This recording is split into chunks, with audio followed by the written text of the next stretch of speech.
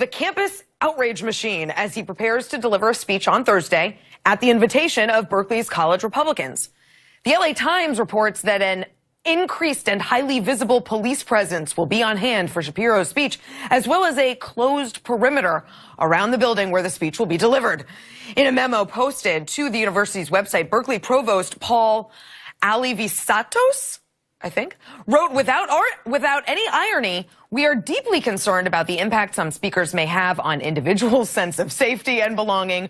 No one should be made to feel threatened or harassed simply because of who they are or what they believe." Except Ben Shapiro, apparently. Counseling services are also being made available to students and faculty members who are upset by Shapiro'S speech. That is not sarcasm, that is truth. That's actually happening.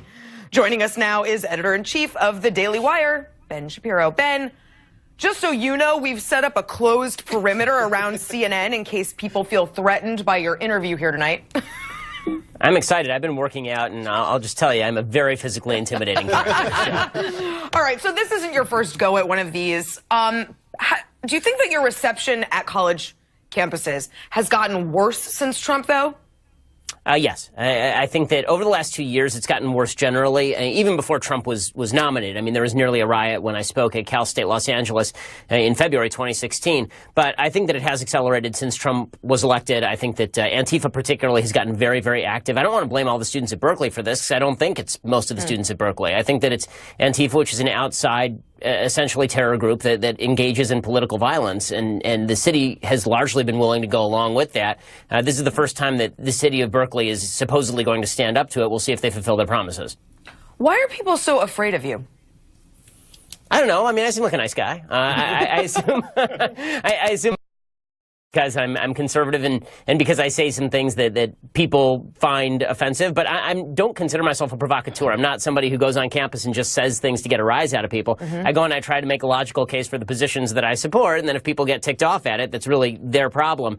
I think it has less to do with me, though, than it has to do with this newfound perception on the left that if you are someone who disagrees, then you're insulting their very identity. It's this intersectional theory that says that if I say something that you don't like and you happen to be black, it's because you're black that you don't like it, and therefore I'm insulting you because you're black, even though that makes no sense at all. And unfortunately, I think that that's what you're seeing from Berkeley when they say they're going to have counselors on hand for this sort of thing. Honestly, if you need counselors for me speaking, you need psychiatric care anyway. I'm not trying to belittle this, but it is ridiculous. Ben, stay right there. I want to bring the table in. You know, I used to say that Donald Trump in part got elected because political correctness rose to such an absurd level that he said, okay, y'all, if you're telling me that we live in a world where everything could be considered offensive, I'm going to create one where nothing will be considered offensive, and I will literally get away with saying anything.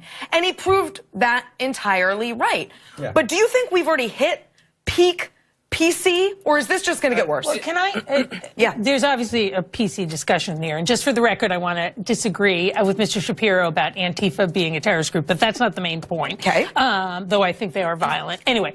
That's not actually under debate. Right. Yeah. Exactly. Right. No, fair. Using violence exactly makes you violent. To advance political ends is pretty much the very definition of terrorism. But she doesn't want to have that argument. Actually, I'm going to counseling after the segment. Right. Exactly. I've offended everyone.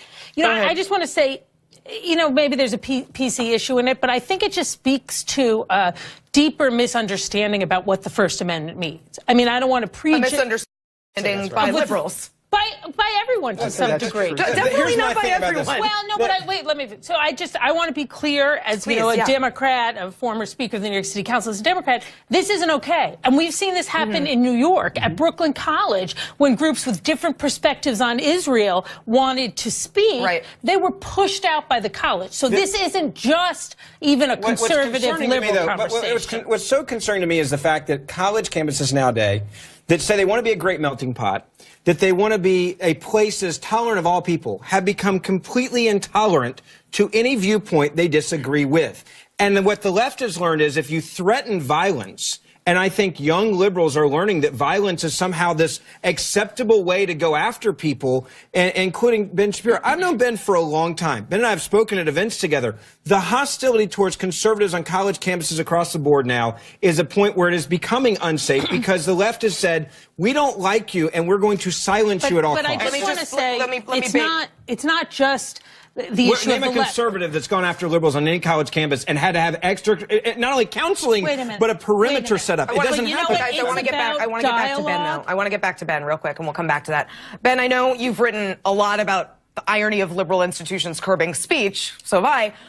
What lesson do you think a student learns about the world when he's told he can only speak freely in like a free speech zone on a college campus?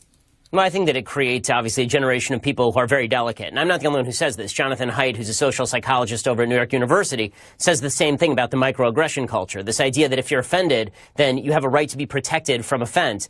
This creates a generation of unhealthy people who are actually looking to be offended because there's virtue in victimhood. And this is scary stuff. That I think is actually the bigger problem than just Antifa getting violent in particular areas, is this generalized theory of life that's being taught that you're so delicate that if somebody disagrees with you, they deserve to be curbed. It's a sort of aggression. It's a microaggression requiring some sort of action to protect you. And, hang on. Go ahead, Because the thing is, to me, it's even worse than that. Because apparently what's going on here is Ben is terrifying people who are not even going to go hear him speak. So they're not even hearing what he's saying, but somehow he's terrifying them. Someone has to explain the world to me, because that makes no sense. Look, there is no question that the perspective of many college campuses, right, that everybody who speaks in disagreement with what they believe is the majority voice on the campus has to be controlled and put to the side. I don't think that's a good thing, but what I also think is really important is that this speaks to an erosion of one of the fundamental issues that this country was created on. And to boil it down and say the left have all the responsibility, the right have, the right have all the responsibility, or for me to say the obvious, decreases the conversation to pure politics. And to really get this, it needs to be a you have to look at one thing, though. I've been a conservative on a college campus. Many. It is political.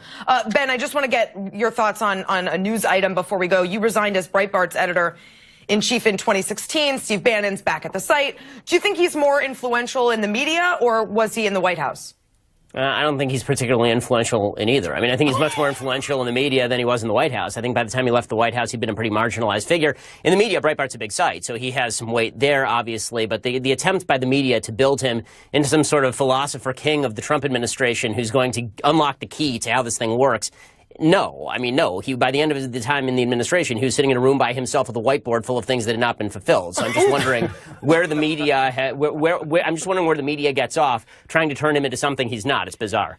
Amazing. Ben Shapiro, thank you. Good luck this week.